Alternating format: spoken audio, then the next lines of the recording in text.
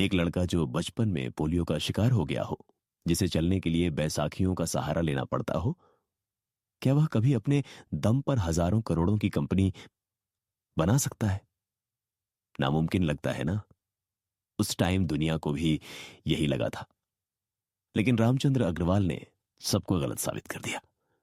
उन्होंने एक छोटे से फोटोकॉपी की दुकान से शुरुआत की और बना डाला एक ऐसा ब्रांड जो मिडिल क्लास की पहली पसंद बन गया। लेकिन फिर एक दिन सब कुछ बिखर गया। कंपनी डूब गई और खुद रामचंद्र जी को उन्हीं की कंपनी से ही निकाल दिया गया।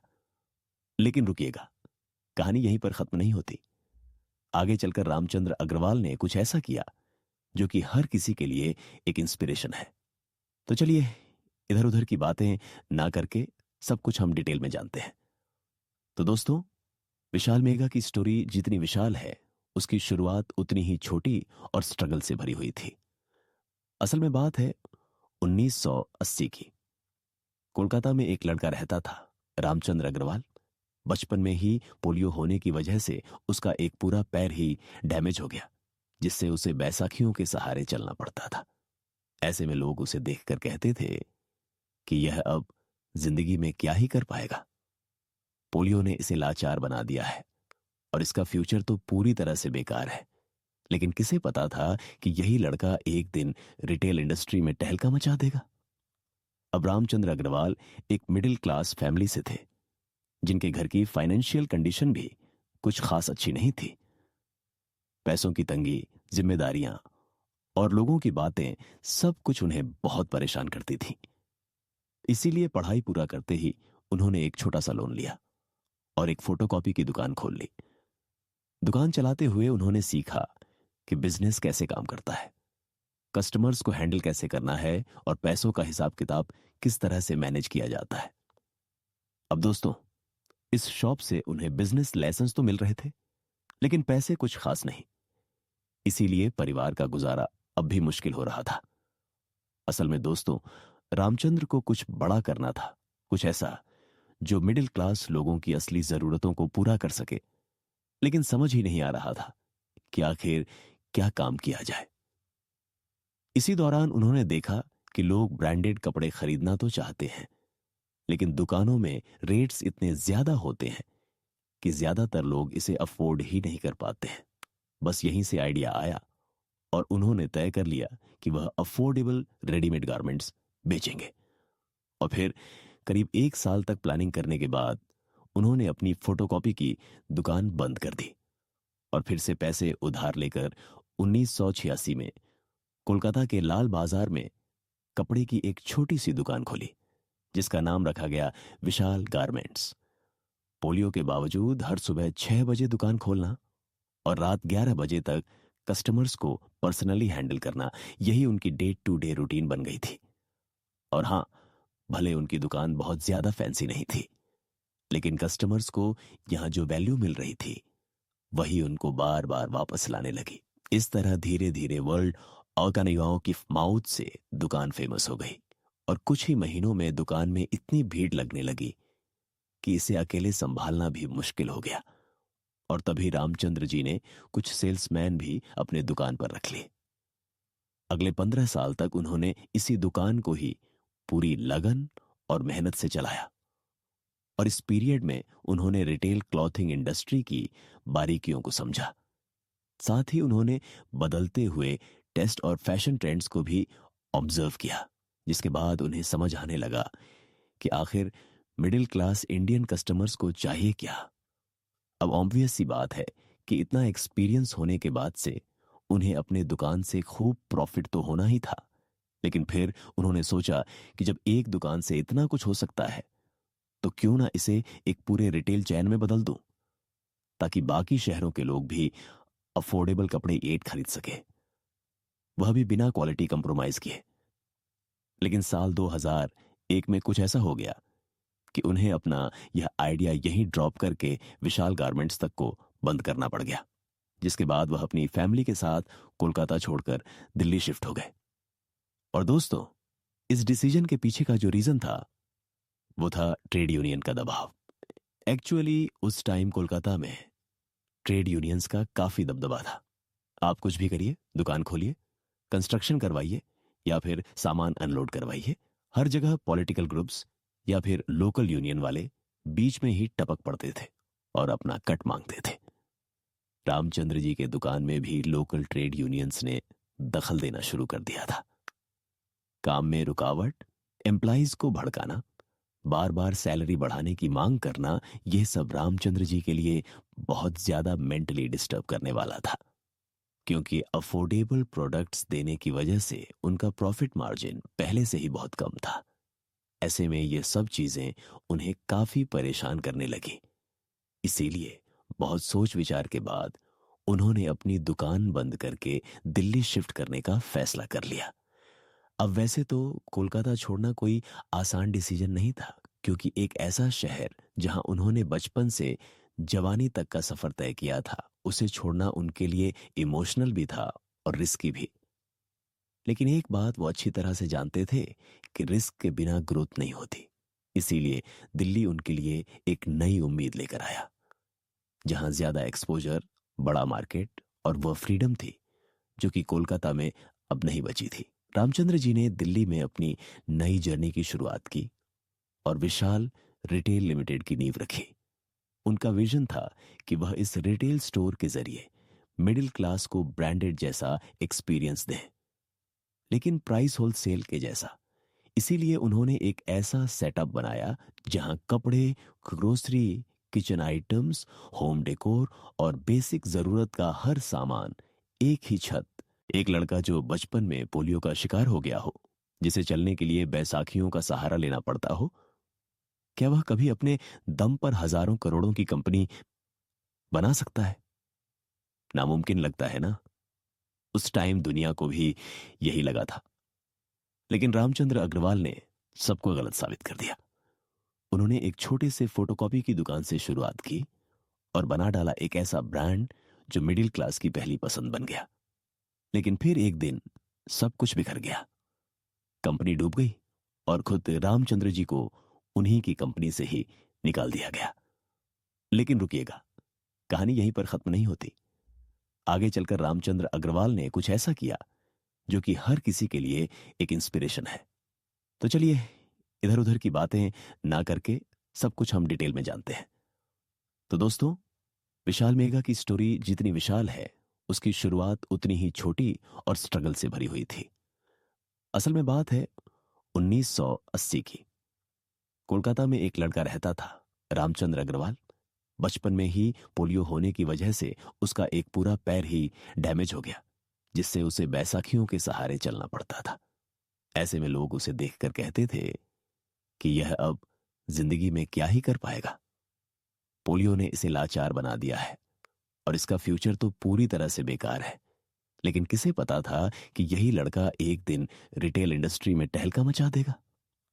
अब रामचंद्र अग्रवाल एक मिडिल क्लास फैमिली से थे, जिनके घर की फाइनेंशियल कंडीशन भी कुछ खास अच्छी नहीं थी। पैसों की तंगी, जिम्मेदारियां और लोगों की बातें, सब कुछ उन्हें बहुत परेशान करती थी। इसीलिए पढ़ाई पूरा करते ही उन्होंने एक छोटा सा लोन लिया और एक फोटोकॉपी की दुकान खोल ली। दुकान चलाते हुए उन्होंने सीखा कि बिजनेस कैसे काम करता है, कस्टमर्स को हैंडल कैसे करना है और पैसों का हिसाब किताब किस तरह से मैनेज किया जाता है। अब दोस्तों, इस शॉप से उन्हें बिजनेस लाइसेंस तो मिल रहे थे, लेकिन पैसे कुछ खास नहीं। इसीलिए परिवार का गुजारा अब भी मुश्किल हो रहा था।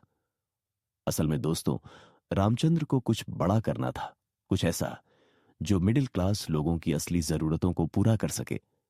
लेकिन समझ ही नहीं आ रहा था कि आखिर क्या काम किया जाए।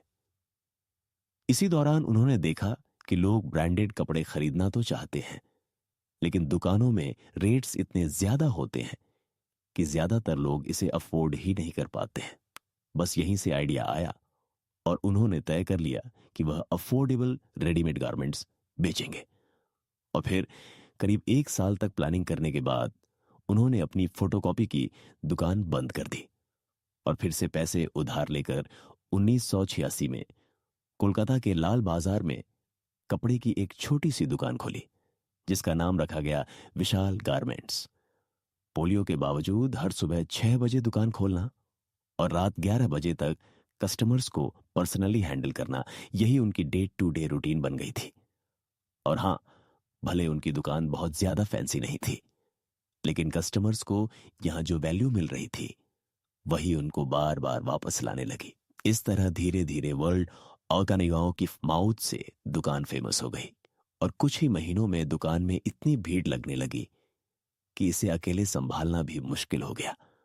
और तभी रामचंद्र जी ने कुछ सेल्समैन भी अपने दुकान पर रख लिए। अगले 15 साल तक उन्होंने इसी दुकान को ही पूरी लगन और मेहनत से चलाया। और इस पीरियड में उन्होंने रिटेल क्लॉथिंग इंडस्ट्री की बारीकियों को समझा। साथ ही उन्होंने बदलते हुए टेस्ट और फैशन ट्रेंड्स को भी ऑब्जर्व किया, जिसके बाद उन्हें समझ आने लगा कि आखिर मिडिल क्लास इंडियन कस्टमर्स को चाहिए क्या। अब ऑब्वियस सी बात है कि इतना एक्सपीरियंस होने के बाद से उन्हें अपने दुकान से खूब प्रॉफिट तो होना ही था। लेकिन फिर उन्होंने सोचा कि जब एक दुकान से इतना कुछ हो सकता है तो क्यों ना इसे एक पूरे रिटेल चैन में बदल दूं, ताकि बाकी शहरों के लोग भी अफोर्डेबल कपड़े एट खरीद सके, वह भी बिना क्वालिटी कंप्रोमाइज किए। लेकिन साल 2001 में कुछ ऐसा हो गया कि उन्हें अपना यह आइडिया यहीं ड्रॉप करके विशाल गारमेंट्स तक को बंद करना पड़ गया, जिसके बाद वह अपनी फैमिली के साथ कोलकाता छोड़कर दिल्ली शिफ्ट हो गए। और दोस्तों, इस डिसीजन के पीछे का जो रीजन था वो था ट्रेड यूनियन का दबाव। एक्चुअली उस टाइम कोलकाता में ट्रेड यूनियंस का काफी दबदबा था। आप कुछ भी करिए, दुकान खोलिए, कंस्ट्रक्शन करवाइए या फिर सामान अनलोड करवाइए, हर जगह पॉलिटिकल ग्रुप्स या फिर लोकल यूनियन वाले बीच में ही टपक पड़ते थे और अपना कट मांगते थे। रामचंद्र जी के दुकान में भी लोकल ट्रेड यूनियंस ने दखल देना शुरू कर दिया था। काम में रुकावट, एम्प्लॉइज को भड़काना, बार बार सैलरी बढ़ाने की मांग करना, यह सब रामचंद्र जी के लिए बहुत ज्यादा मेंटली डिस्टर्ब करने वाला था, क्योंकि अफोर्डेबल प्रोडक्ट्स देने की वजह से उनका प्रॉफिट मार्जिन पहले से ही बहुत कम था। ऐसे में ये सब चीजें उन्हें काफी परेशान करने लगी। इसीलिए बहुत सोच विचार के बाद उन्होंने अपनी दुकान बंद करके दिल्ली शिफ्ट करने का फैसला कर लिया। अब वैसे तो कोलकाता छोड़ना कोई आसान डिसीजन नहीं था, क्योंकि एक ऐसा शहर जहां उन्होंने बचपन से जवानी तक का सफर तय किया था, उसे छोड़ना उनके लिए इमोशनल भी था और रिस्की भी। लेकिन एक बात वो अच्छी तरह से जानते थे कि रिस्क के बिना ग्रोथ नहीं होती। इसीलिए दिल्ली उनके लिए एक नई उम्मीद लेकर आया, जहां ज्यादा एक्सपोजर, बड़ा मार्केट और वह फ्रीडम थी जो कि कोलकाता में अब नहीं बची थी। रामचंद्र जी ने दिल्ली में अपनी नई जर्नी की शुरुआत की और विशाल रिटेल लिमिटेड की नींव रखी। उनका विजन था कि वह इस रिटेल स्टोर के जरिए मिडिल क्लास को ब्रांडेड जैसा एक्सपीरियंस दें, लेकिन प्राइस होलसेल के जैसा। इसीलिए उन्होंने एक ऐसा सेटअप बनाया जहां कपड़े, grocery, kitchen items, home decor और बेसिक जरूरत का हर सामान एक ही छत। एक लड़का जो बचपन में पोलियो का शिकार हो गया हो, जिसे चलने के लिए बैसाखियों का सहारा लेना पड़ता हो, क्या वह कभी अपने दम पर हजारों करोड़ों की कंपनी बना सकता है? नामुमकिन लगता है ना? उस टाइम दुनिया को भी यही लगा था। लेकिन रामचंद्र अग्रवाल ने सबको गलत साबित कर दिया। उन्होंने एक छोटे से फोटोकॉपी की दुकान से शुरुआत की और बना डाला एक ऐसा ब्रांड जो मिडिल क्लास की पहली पसंद बन गया। लेकिन फिर एक दिन सब कुछ बिखर गया। कंपनी डूब गई और खुद रामचंद्र जी को उन्हीं की कंपनी से ही निकाल दिया गया। लेकिन रुकिएगा, कहानी यहीं पर खत्म नहीं होती। आगे चलकर रामचंद्र अग्रवाल ने कुछ ऐसा किया जो कि हर किसी के लिए एक इंस्पिरेशन है। तो चलिए, इधर उधर की बातें ना करके सब कुछ हम डिटेल में जानते हैं। तो दोस्तों, विशाल मेगा की स्टोरी जितनी विशाल है, उसकी शुरुआत उतनी ही छोटी और स्ट्रगल से भरी हुई थी। असल में बात है 1980 की। कोलकाता में एक लड़का रहता था, रामचंद्र अग्रवाल। बचपन में ही पोलियो होने की वजह से उसका एक पूरा पैर ही डैमेज हो गया, जिससे उसे बैसाखियों के सहारे चलना पड़ता था। ऐसे में लोग उसे देखकर कहते थे कि यह अब जिंदगी में क्या ही कर पाएगा, पोलियो ने इसे लाचार बना दिया है। और इसका फ्यूचर तो पूरी तरह से बेकार है। लेकिन किसे पता था कि यही लड़का एक दिन रिटेल इंडस्ट्री में टहलका मचा देगा। अब रामचंद्र अग्रवाल एक मिडिल क्लास फैमिली से थे, जिनके घर की फाइनेंशियल कंडीशन भी कुछ खास अच्छी नहीं थी।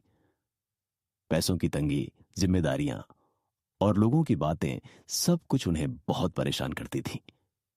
इसीलिए पढ़ाई पूरा करते ही उन्होंने एक छोटा सा लोन लिया और एक फोटोकॉपी की दुकान खोल ली। दुकान चलाते हुए उन्होंने सीखा कि बिजनेस कैसे काम करता है, कस्टमर्स को हैंडल कैसे करना है और पैसों का हिसाब किताब किस तरह से मैनेज किया जाता है।